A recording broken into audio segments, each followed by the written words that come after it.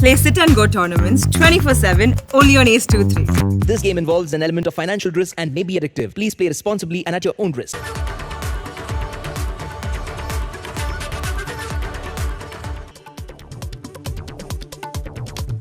मुंबईत लसीकरण आजपासून पूर्ववत झालंय. पालिकेला 1,60,000 कोरोना लशींचा साठा मिळालाय. त्यामुळे आजपासून लसीकरणाची पुन्हा एकदा सुरुवात होतीये. रक्षाबंधनाच्या पार्श्वभूमीवर पालघर जिल्ह्यामध्ये खास महिलांसाठी लसीकरण मोहीम राबवण्यात येतेय. जिल्ह्यातील 79 लसीकरण केंद्रांवरती ही मोहीम सुरू झाली आहे. देशामध्ये स्वदेशी बनावटीच्या तिसऱ्या कोविड लसीला मान्यता मिळाली आहे. सरकारी तज्ज्ञांच्या समितीनं झायडस कॅडिलाच्या 3 डोस असलेल्या झायकोव्ह डी लशीला परवानगी देण्याची शिफारस केली आणि त्यानंतर लशीला मंजुरी मिळते. तर जॉन्सन अँड जॉन्सननं भारतात 12 ते 17 वर्ष वयोगटातील मुलांवरती लशीच्या चाचण्यांसाठी परवानगी मागितली आहे. कोविडचा संसर्ग रोखण्यासाठी शक्य तितक्या लवकर मुलांचं लसीकरण आवश्यक असल्याचं जॉन्सन अँड जॉन्सननं म्हटलंय. ॲस्ट्राझेनेकानं कोविडवरती एक नवी उपचार पद्धत शोधली आहे. लशीशिवाय कोरोनावरती ही उपचार पद्धती असणार आहे. ज्या लोकांची प्रतिकारक क्षमता कमी आहे त्यांच्यासाठी ही पद्धती अधिक फायदेशीर ठरू शकते. कोरोनावर सध्या प्रभावी औषध नसल्यामुळे लस ही ढाल म्हणून वापरली जाते. येत्या काळात कोरोनाच्या तिसऱ्या लाटेची शक्यता विचारात घेऊन जास्तीत जास्त नागरिकांचं लसीकरण होणं गरजेचं असल्याचं मुख्यमंत्री उद्धव ठाकरेंनी म्हटलंय. राज्यामध्ये डेंग्यू, मलेरिया आणि चिकनगुनियाचा प्रादुर्भाव वाढलाय आणि आतापर्यंत 7,000पेक्षा अधिक रुग्ण आढळले.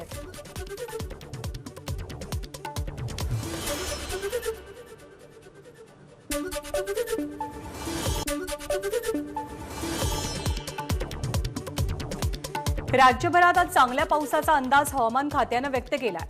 गेल्या 3-4 दिवसांपासून राज्यभरात पावसाच्या सरी बरसतात. मुंबई, ठाणे, नवी मुंबई आणि कल्याण डोंबिवली परिसरात रिमझिम पाऊस पडतोय.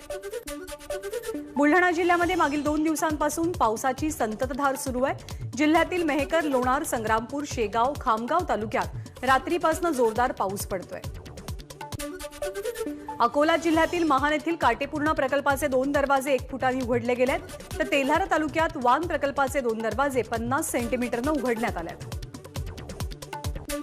तापी नदीवरती असलेल्या विविध धरणातील पाणी पातळी नियंत्रित ठेवण्यासाठी वेगवेगळ्या धरणातून मोठ्या प्रमाणात विसर्ग सुरू आहे. तापी नदीच्या उगमस्थळावरती आणि उत्तर मध्य महाराष्ट्रात सुरू असलेल्या पावसामुळे तापी नदीच्या पाणी पातळी सातत्यानं वाढ होते. राज्यासह देशभरात पावसानं दमदार हजेरी लावली. राजधानी दिल्लीमध्ये बरसणाऱ्या पावसामुळे मिंटो ब्रिज जवळची वाहतूक विस्कळीत झाली आहे. रस्ता पाण्याखाली गेल्यामुळे पोलिसांनी या मार्गावरची वाहतूक बंद केली आहे. मुंबईतील मिठी नदी स्वच्छ आणि सुंदर करण्यासाठी पालिकेनं प्रवाहात जाणारा मलजल रोखण्याचा निर्णय घेतलाय. त्यासाठी मुंबई मनपानं 500 कोटींच्या प्रकल्पाला मंजुरीही दिली आहे. राज्यात लवकरच स्थानिक स्वराज्य संस्थेच्या निवडणुका घेतल्या जातील. राज्यातील सुमारे 150 नगर परिषद आणि नगरपंचायतीच्या निवडणुकांची तयारी सुरू होतीये. 11वीच्या प्रवेशासाठी आतापर्यंत 2,21,000 विद्यार्थ्यांनी नोंदणी केली आहे. त्यामुळे 11वीच्या प्रवेशासाठी चुरस वाढली आहे. राज्यातल्या शाळा दिवाळीनंतरच सुरू होणार असल्याची शक्यता आहे. उपमुख्यमंत्री अजित पवार यांनी याविषयीचे संकेत दिले आहेत.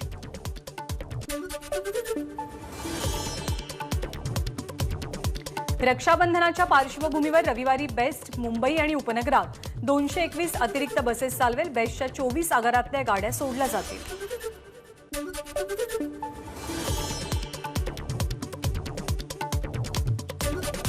आगामी लोकसभा निवडणुकीत भाजपला पराभूत करण्याचं लक्ष्य काँग्रेससह विरोधी पक्षांना समोर ठेवलंय.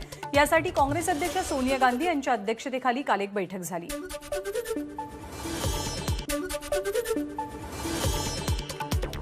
57 कोटी जनतेला व्हॅक्सिन देणारे मोदी आहेत असं मत नारायण राणेंनी जन आशीर्वाद यात्रेदरम्यान व्यक्त केलंय. दरम्यान राज्यामध्ये अनेकांना कोविडमुळे जीव गमवावा लागलाय. राज्य सरकार जबाबदार असल्याची टीका नारायण राणेंनी केली.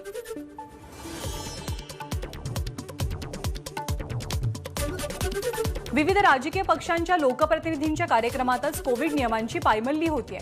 केंद्रीय मंत्री नारायण राणे यांच्या नेतृत्वाखालील भाजपच्या जन आशीर्वाद यात्रेतही कोविड निर्बंधांचं पालन झालं नाही. केंद्रीय मंत्री नारायण राणेंच्या जन आशीर्वाद यात्रेदरम्यान 2 दिवसात 36 गुन्हे दाखल झालेत. राणेंच्या यात्रेच्या पहिल्या दिवशी 19 तर दुसऱ्या दिवशी 17 गुन्ह्यांची नोंद झाली.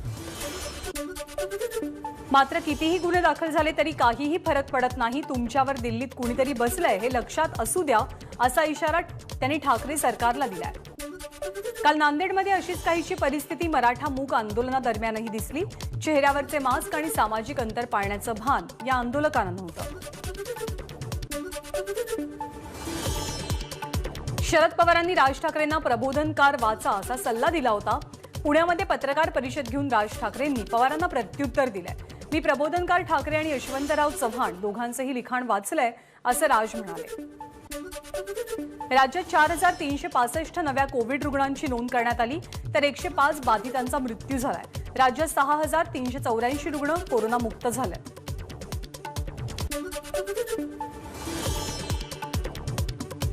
मुंबईचे माजी पोलीस आयुक्त परमबीर सिंग यांच्या विरोधात आणखी एक वसुलीचा.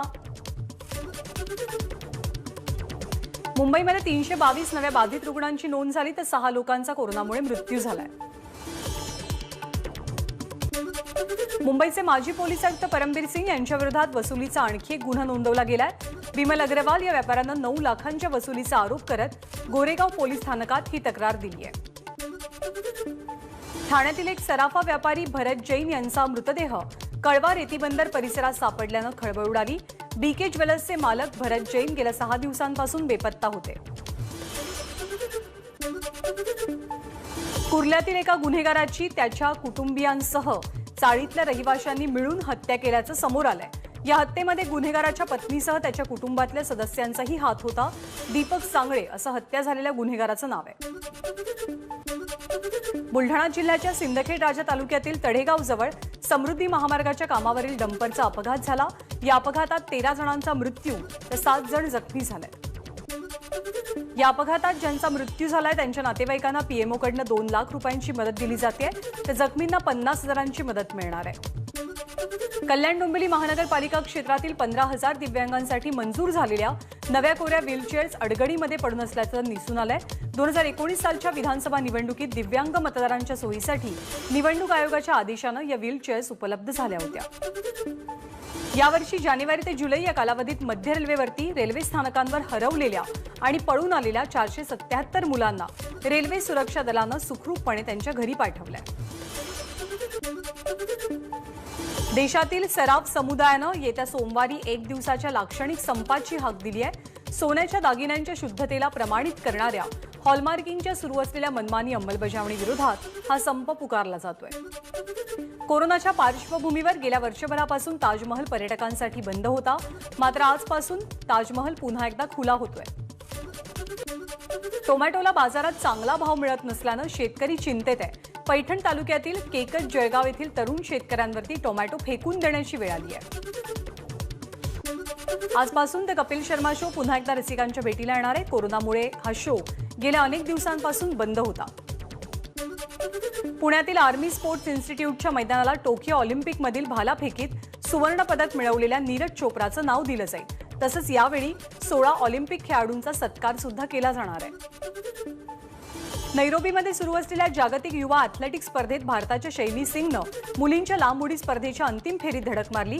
शैलीच्या कामगिरीचं वैशिष्ट्य म्हणजे तिने तिसऱ्या प्रयत्नात 6.40 मीटर्सवरती मारलेली उडी पात्रता फेरीतली सर्वोत्तम कामगिरी ठरली.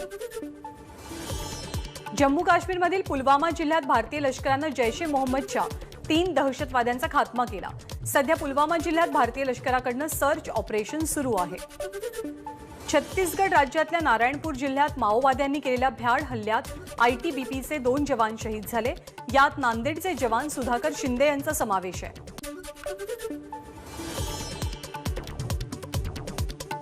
पाकिस्तानच्या बलुचिस्तान प्रांतातील ग्वादर शहरात मोठा बॉम्बस्फोट झाला.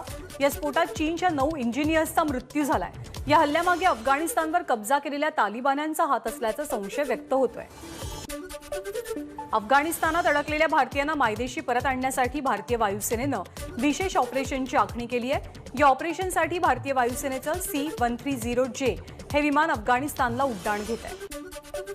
अफगाणिस्तानातील 1000 विद्यार्थी शिक्षणासाठी दत्तक घेण्याची तयारी पुण्यातल्या सरहद संस्थेनं दाखवली आहे. यासाठी सरहदचे प्रमुख संजय नहार यांनी पंतप्रधान मोदी आणि परराष्ट्र मंत्री एस जयशंकर यांना एक पत्र पाठवलंय.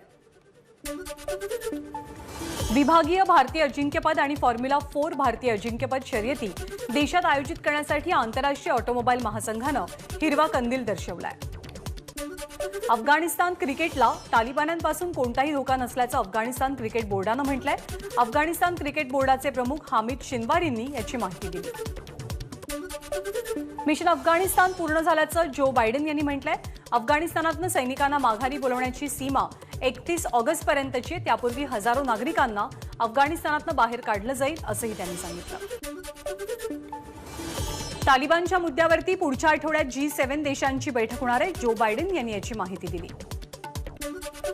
चीनी दाम्पत्यांना 3 अपत्यांची परवानगी मिळाली. सत्ताधारी कम्युनिस्ट पक्षानं मे महिन्यात घेतलेल्या निर्णयाला नॅशनल पीपल्स काँग्रेसच्या स्थायी समितीनं शुक्रवारी मंजुरी दिली आहे.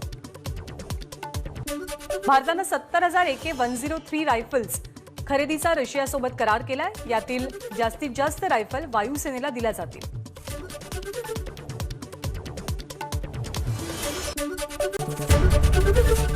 एबीपी माझा, उघडा डोळे बघा नीट.